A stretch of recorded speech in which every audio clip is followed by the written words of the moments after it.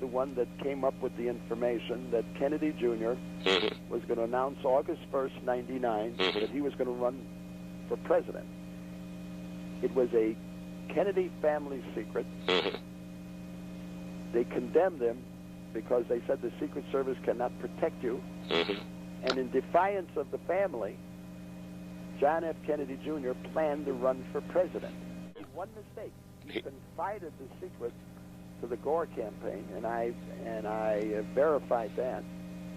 It leaked out, and those that opposed the Kennedy family as a dynasty had him assassinated by the bombing of his airplane, and I go into all the details. Carolyn Kennedy Schlossberg wanted to go public with the whole thing after his death, Jr. She did not participate at Hyannisport with the others. Are you following me so far? I'm following you so far. So we haven't heard from Carolyn Kennedy. The rest of the family says that they reportedly were going to silence her because she was going to drag this dirty secret out into the open. And this dirty secret was? That the Kennedy family, well, when Jackie Kennedy remarried to Aristotle Onassis, he was supposed to get on an airplane with his son Alexander. In 1975, the airplane was sabotaged. At the last moment, Aristotle, Jackie Kennedy's new husband, says, I'm too tired to get on the plane. The plane went up. The sabotage was that the controls were reversed. So the ailerons went the wrong way, and the plane crashed, and Alexander Aristotle died. So for a while, Jackie Kennedy and the children lived on an island surrounded by a private army of Aristotle. Why? She never trusted the Secret Service, nor did Caroline. And these are things that I bring out. In other words, let's see how I can explain this in a few words. The Kennedys came to terms with the reality of the American Republic. The bullet instead of the ballot. When you say came to terms with it, do you mean accepted it? They come to terms financially. I'm forced, I guess, to go into some details because it may relate. There was a danger that if Kennedy Jr.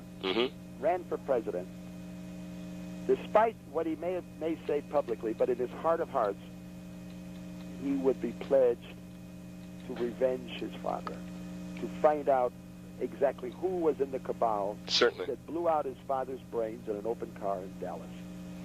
And that was the same problem with Bobby Kennedy. One crystal ball reader, who some said was actually part of a plot, never mind the crystal ball, but said that there were guns between Bobby Kennedy and the White House, and of course you know what happened there. Certainly. So he was the editor of George magazine, and my series on the murder of John F. Kennedy Jr. Points out little-known facts. The owner of George magazine is Hachette, and a major stockholder of Hachette is Saddam Hussein. So Kennedy Jr. knew, and presumably was going to bring out, that Saddam Hussein was a business partner of George Herbert Walker Bush, as came out in a lawsuit in Chicago, of which I and my associates were the only journalists there. And only one newspaper, a right-wing populist paper, ran the details, the spotlight. Now let's say that one more time so that everybody digests that, because this is a matter of public record. This was in the courts, and your group brought it out, that in fact... In the decade of the 80s, up to the Gulf War, George Herbert Walker Bush, who was the president, vice president and president, was the business partner in massive oil shakedown deals of the weak sheikdoms of the Persian Gulf. Hundreds of billions of dollars. The Gulf War, in its simplest terms, was a falling out of business partners. Saddam's half-brother in Geneva made a statement in the European press that if the American CIA kills his brother in Baghdad, that he will release documents requiring the U.S. government to put in jail Bush for treason. The documents came out, but the half-brother was himself assassinated. Some of those documents are now on my website. And you could see them there. There's a whole slew of secret Federal Reserve wire transfer records showing George Herbert Walker Bush's account with the Queen of England. Yes, I've seen those. In a bank owned by the Queen of England in London called Coutts Bank, London. There's the account numbers. It's all there. You can look at it, pull it up on your screen, study it.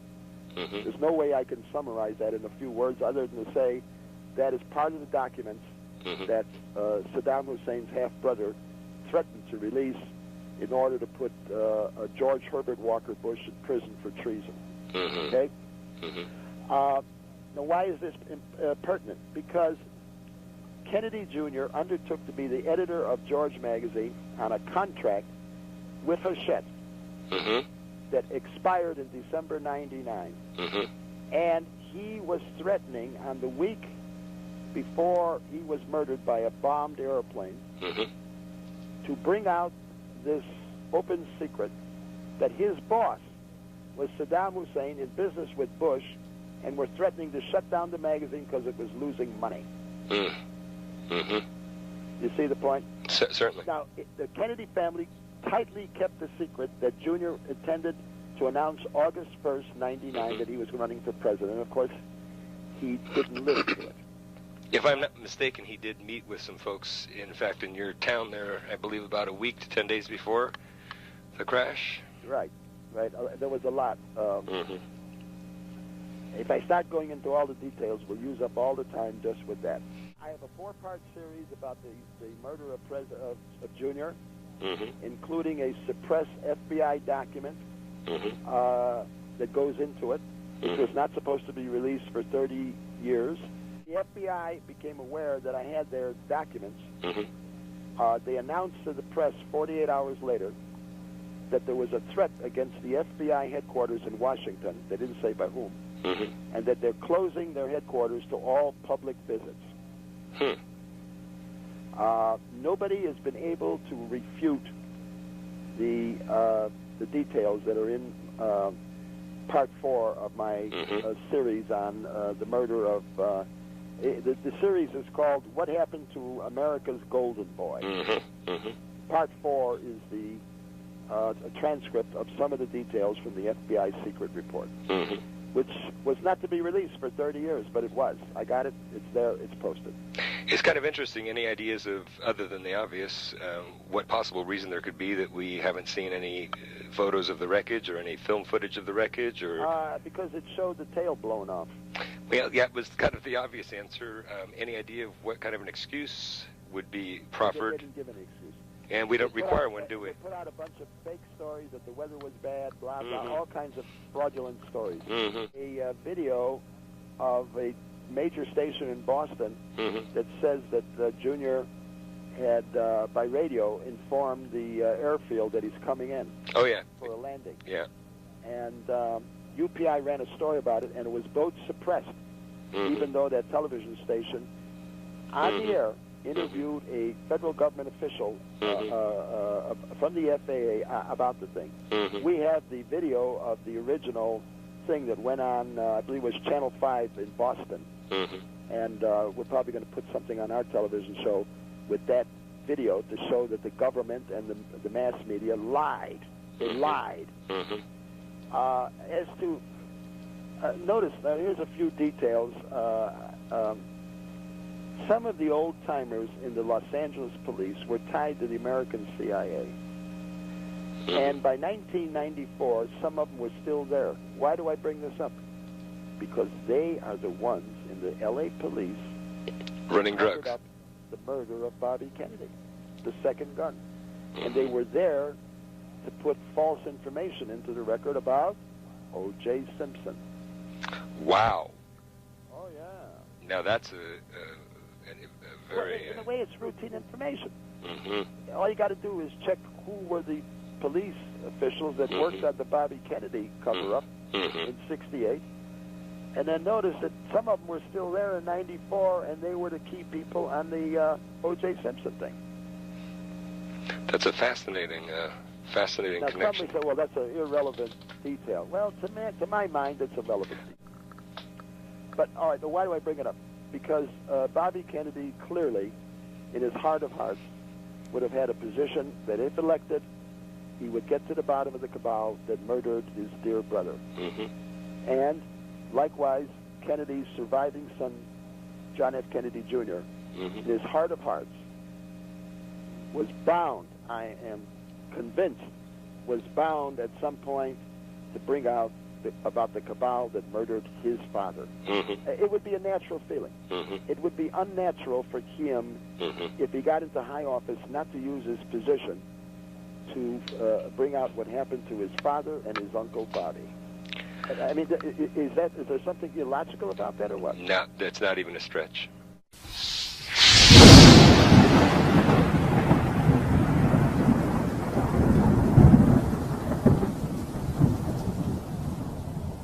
Verified that. It leaked out, and those that opposed the Kennedy family as a dynasty had him assassinated by the bombing of his airplane, and I go into all the details. Carolyn Kennedy Schlossberg wanted to go public with the whole thing after his death, Jr. It was a Kennedy family secret. They condemned him because they said the Secret Service cannot protect you.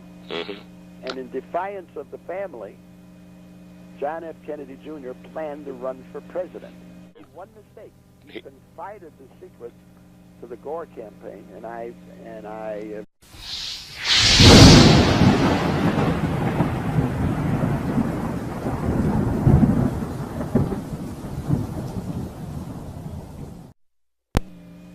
was the one that came up with the information that Kennedy Jr.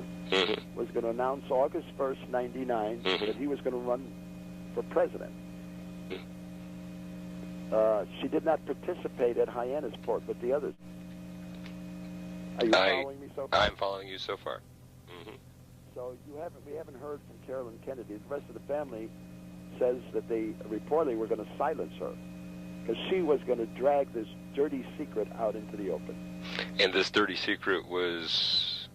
That the Kennedy family, well, when Jackie Kennedy remarried to Aristotle Onassis, he was supposed to get on an airplane with his son Alexander. In 1975, the airplane was sabotaged. At the last